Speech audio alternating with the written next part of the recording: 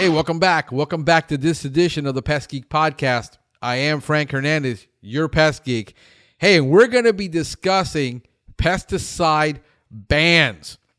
And this has been something that I've been talking about since I started this podcast over 5 years ago. And I started talking about this, and when I talked about it, I was so ridiculed. I was so chastised. I said, you're crazy. What you're saying isn't going to happen. And I said, guys, we're going the way, okay, of Europe and Canada, where you're going to lose the majority of your pesticides and you're going to lose a lot of active ingredients. And not only are you going to lose the chemical, but it is not going to be through the legislation of losing the chemical that you're going to get the restriction. It's going to be by cities passing bans on pesticide use in cities and in communities and in counties and in possibly even states. And the state that is leading the way is California. California is banning pesticides, and more cities and counties are putting bans on pesticides like rodenticides, and they're banning all types of organophosphates, even in agriculture. And California is one of the largest agricultural producing states that we have. So they are dealing with this, and there is federal registration stuff going on that they're going to be banned. But look at what I did back in 2015. Okay. Let me show you here for a second here. Go to 2015. Here's my podcast that I did on October 12th. A pesticide ban is coming to a city near you. And yet, people told me, oh, that's not going to happen. I said, guys, I'm starting to see it. I know what's coming. Where this podcast was on one city that banned, okay, the application of pesticides to lawns on residential properties, but they didn't exempt themselves on government property or on parks and recreation. Yet you personally were not allowed to apply the pesticide to your lawn because they banned it in that city. And everybody chastised me for it when I put this out. I got more hate mail on this than anything. And if you look now, if you go to nontoxiccommunities.com, non-toxic cities, you will see an entire list. Look at this. Of city after city after city after county that has banned pesticide use. Look at this. This is not a joke. Over 75 bans are in here right now. You can count them. There are over 75 bans. We got a ban here in Miami-Dade County on the use of glyphosate, Roundup, because supposedly it causes cancer. Now, that hasn't been demonstrated yet. That is not the EPA's finding. And we can have a debate all day long about what the EPA is doing. Let me switch over here so you can get a better look at me on what the EPA does. Okay? But the reality is that there are bans going on everywhere across the country. And this isn't something that is happening in California. This is happening in the Northeast, and it just happened in my backyard where we got banned. And I had the privilege and the honor of teaching about 75 Miami-Dade County employees that are going to be using the new herbicide, the new label on how to properly apply this product.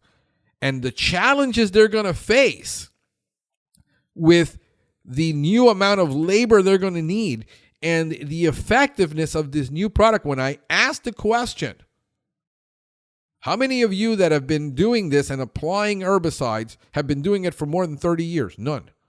How many of you, the only herbicide that you ever applied was glyphosate? And everybody raised their hand. See, for the only time they've been using chemicals and using an herbicide, this is really all they've used. They don't know anything else. They don't know any other mode of action. They don't have any other training in any other type of active ingredient except this one.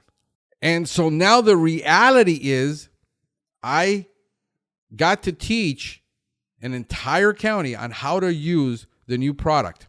And there is a lot of restrictions with these newer products that they weren't aware of. This product is actually more restrictive. It's actually less effective.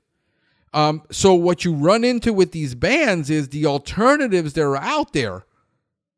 People are thinking they're going to be able to switch from X to Y, and it's going to be just as effective, when the reality is that you're going to have to make more applications more times a year, which means you're adding more pounds of active ingredient of a certain product because the unintended consequences of it. The amount of protection that you now need, because this product has actually a more restrictive label for PPE than did glyphosate. So now you have cities having to invest in a lot more equipment. They have to get goggles for everybody applying this product. They have to make sure, in standard PPE, we're used to this, guys. But understand, we're talking about the landscape industry. And when we talk about pesticide use, we're not just talking about GHP. We're talking about lawn. We're talking about ornamental. We're talking about termite. Okay? We're talking about golf course industry. We're talking about the landscape industry in itself doing something else. So these things that are going on that are affecting us as an industry, it's going to affect the homeowners and people and the property owners. Just Malibu just came out where they got a whole city that they want to ban every pesticide. They're banning rodenticides. They're going to get overrun with rats in that city. They're going to starting having viruses and diseases associated with having an over-communication. Basically, what's going to happen in Malibu is going to turn into an inner city ghetto infested with roaches because they're wanting to ban every pesticide. When you want to ban every single pesticide, that's just ludicrous. That's not based on science. That is based on one or two people on council that decided they have the power and they went power crazy on this issue and lost it. There's no rhyme or reason for it. There's no logical thought and scientific thought of, and of course, California says you can't do that. That's illegal. The state of California, you cannot ban every pesticide. You're going to have an epidemic on your hands. I can't wait until they get the first, all these epidemics, and then all of a sudden their $20 million mansion falls off the side of a cliff because it got destroyed by termites. I want to see how far that's going to go. That's just ludicrous. So we got to balance the science with the facts. So, what was it? Chlorpyrifos that got banned now for use. Just banned. There's no more use of it in California for crops. And I said, well, it's an organophosphate. Geez, they got so many more active ingredients than we do. Okay?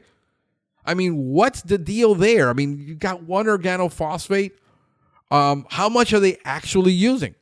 So understand that. Let me go over here again. Let me show you something. Whoop, I lost my little screen here.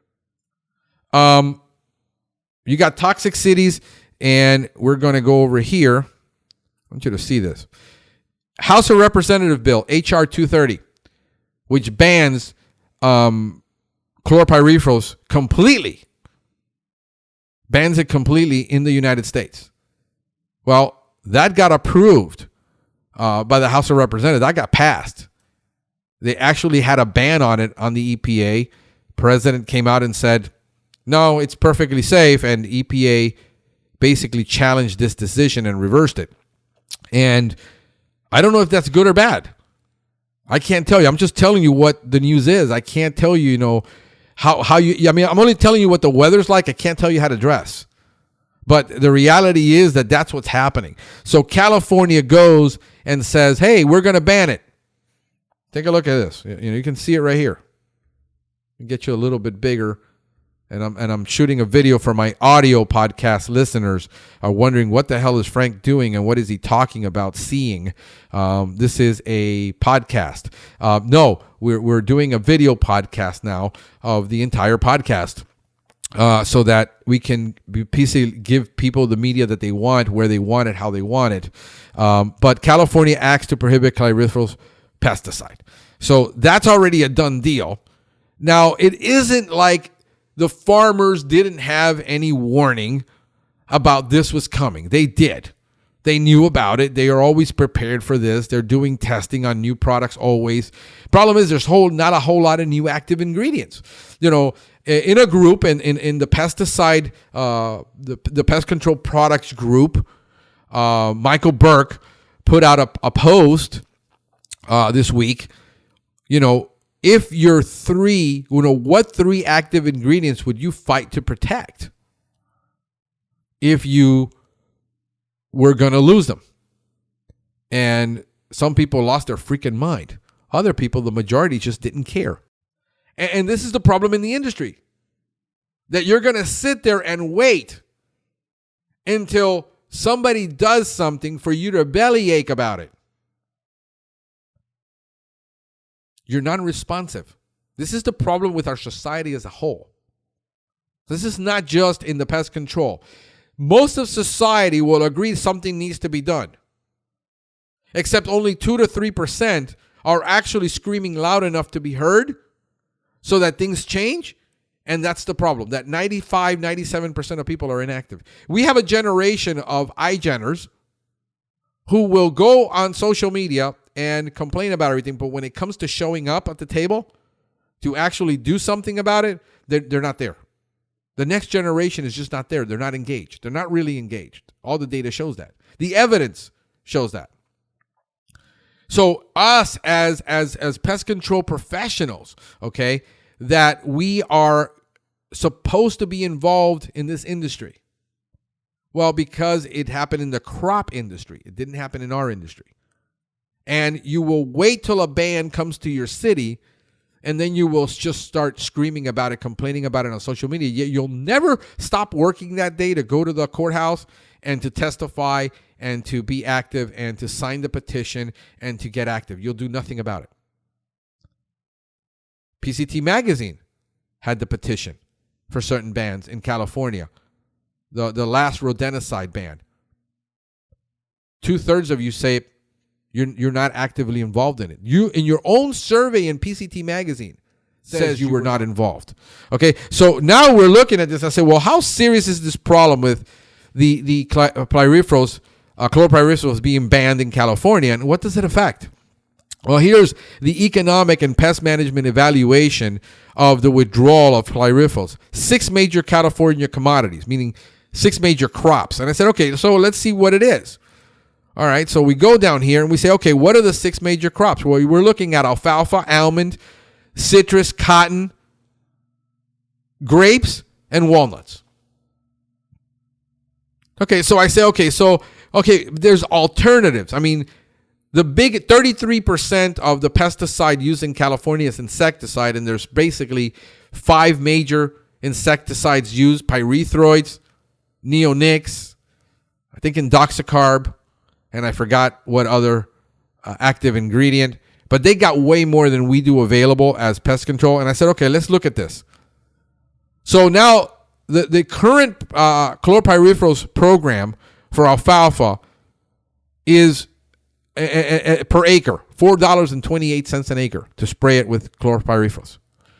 Okay, the next alternative is $13.77. That's a 221% increase. And there's 153,600 acres in 2016 of alfalfa.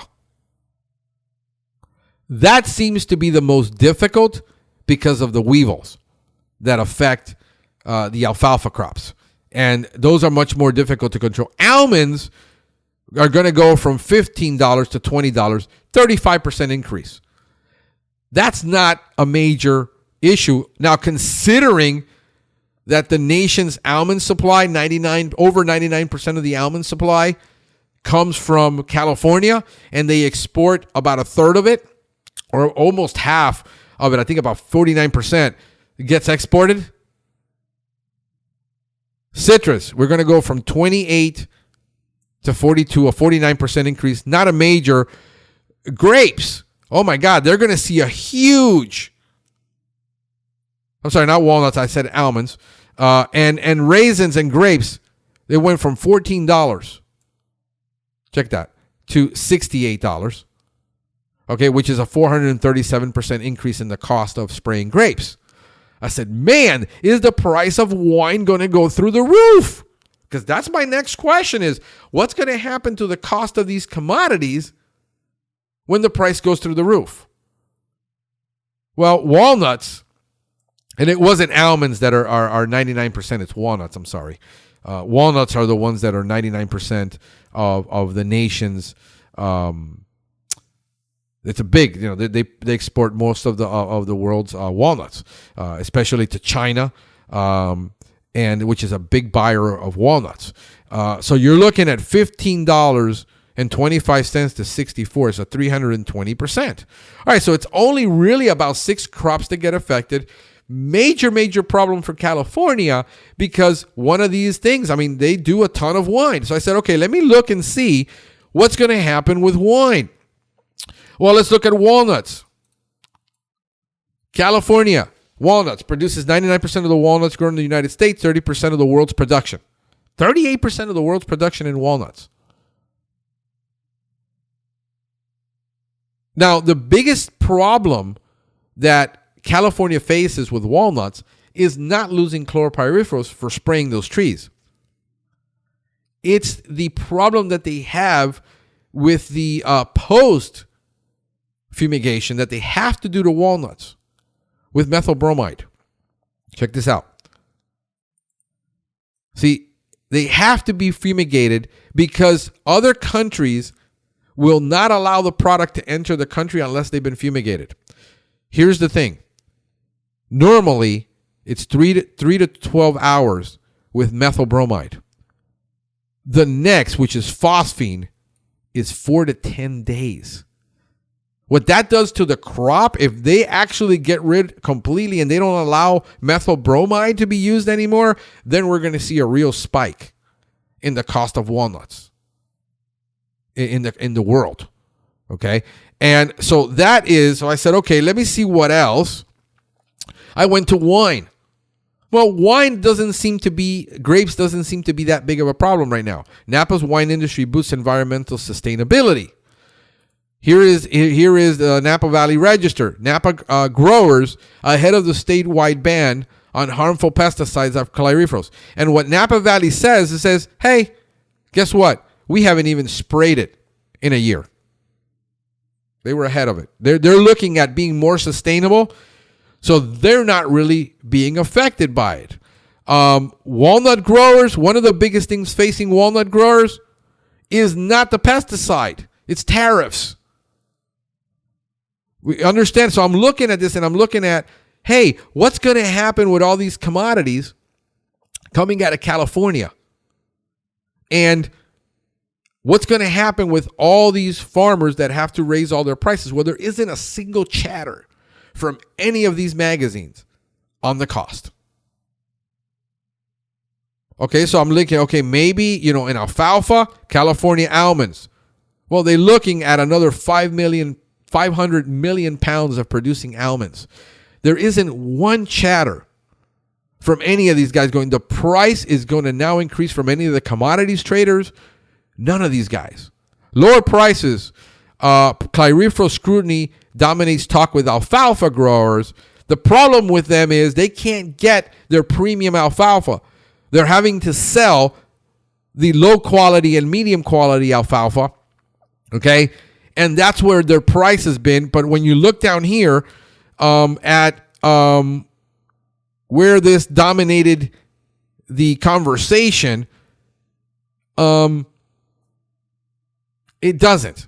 The problem that they have with alfalfa and alfalfa weevil is that they're very difficult to control, and there are no other alternatives that are as good or as cheap as chlorpyrifos. Here's what's going to happen, guys. The chemical industry is going to immediately get on this, and within a year, they will have a new active ingredient to deal with a lot of this. Because nothing creates change. Necessity is the mother of invention. It doesn't kill me. What is going to happen if we lose all of the products that we're currently using in this country? We'll have to do what Canada has done. They adapted. That's the trend. What you got to think about is the trend that is happening. I'm warning you and preparing you about the trend that is coming. That Europe is effectively controlling pests in their properties and in homes, and so is Canada. And what's going to happen is labor is going to increase because as IPM, integrated pest management, you're going to have to be integrated pest management professionals. What this country has gotten used to is the cheap chemical prices and the ability for a spray and pray guy to come in and spray your baseboards every month and charge you $35. And what's going to happen is that's going to be gone, okay? That is what's going to happen in this country, that you're going to have to be real pest management professionals, learn real integrated pest management, and people are going to have to repair their homes, and they're going to have to seal their homes. Right now, people are like, well, can't you use a product and throw it in the attic and get rid of the rats? Yes, you can, and kill all the rats in there and have a stink, but the rats are going to get back in because you're not spending the money to make those repairs. And I know what people are telling me. Well, there are parts of the country where 100-year-old homes are not going to get repaired. They're going to get it done. Or they're going to be inundated with rats when the community bans rodenticide. When you've got an infrastructure in California, like in, let's say, San Francisco, who has a very old city. Well, look at London. 300-year-old buildings. It takes real knowledge, real professional, real understanding to control a rodent problem. Much more difficult to control a rodent problem in London than it is in New York. Guaranteed. And yet, we are not looking at this and saying, what's going to happen? The reality is that we're going to end up with less chemicals and really a higher grade of technician. And this is why I'm doing this podcast. And this is why I'm doing the online training. And this is why I'm educating the world on IPM. Because I know what's coming, and what's going to happen is all you guys that depended on your little chemicals to solve every problem are now going to have to go to exclusion work and sell higher level of service. And then you will be paid as a true professional, where you're getting paid the $25 and $30 an hour, because you no longer have people in the industry. There's going to be supply and demand. Less technicians, higher demand. I mean, that's what really the industry wants. That's what we want as pest control professionals, right? That's what we want. Yet you're not going to get it until this happens. See, what necessitates something new is getting rid of the old. It's that simple, but that's not what you want to hear. You want me to tell you, no, you should be banding together with the industry and talking about the bans and saving the bans. And look, we've made an entire business. We started dealing with nitrogen blockout dates 2 years before they were even there, because we heard the chatter. We know what's coming, and we prepare for it. And we got rid of nitrogen completely in our spraying of lawns and shrubs and trees. We don't even use it, and we don't even need it. And we manage multi-million-dollar properties for people who are highly demanding because they're not needed. If you understand how to fix that soil biology, which takes 1 to 2 years, the problem is, here's what the reality in America is.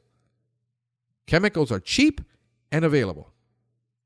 And as long as you can buy something cheap and available and you can apply it, then the instant fix and the instant result. The biggest complaint that universities have about IPM training is that people are addicted to a quick, fast, cheap solution. And it's going to come a day when you're not going to have a cheap solution that is fast. You're going to have to adapt to waiting. It's either spray and pray or bait and wait. We went with bait and wait and spraying outside where we can control things. You see, there is the difference of what is happening in our country. So I'm going through this and I'm seeing what's going to happen. California loses peripherals. What's next? That's from Crop Life. And the reality is that next is the next thing. It's done. It's gone. Now everybody has to get creative. And nothing happens until you're forced to get creative. Necessity is the mother of invention. We will have a new active ingredient. We will have a new combination. We will have more organic crops. We will have something. It isn't the end of the world. But understand, this is the new trend. This is the new normal. This is what's coming to America. And you're not listening to me and you're not hearing me. And I will continue to say this and repeat it and teach and train and exhort and exhaust myself until America gets it. That everybody in America understands it and where we're going. So I hope that this podcast has been helpful to you. If it has, do me a favor. Subscribe to the channel. Give it a thumbs up. Share it with your friends. And until next time, have a pestacular day.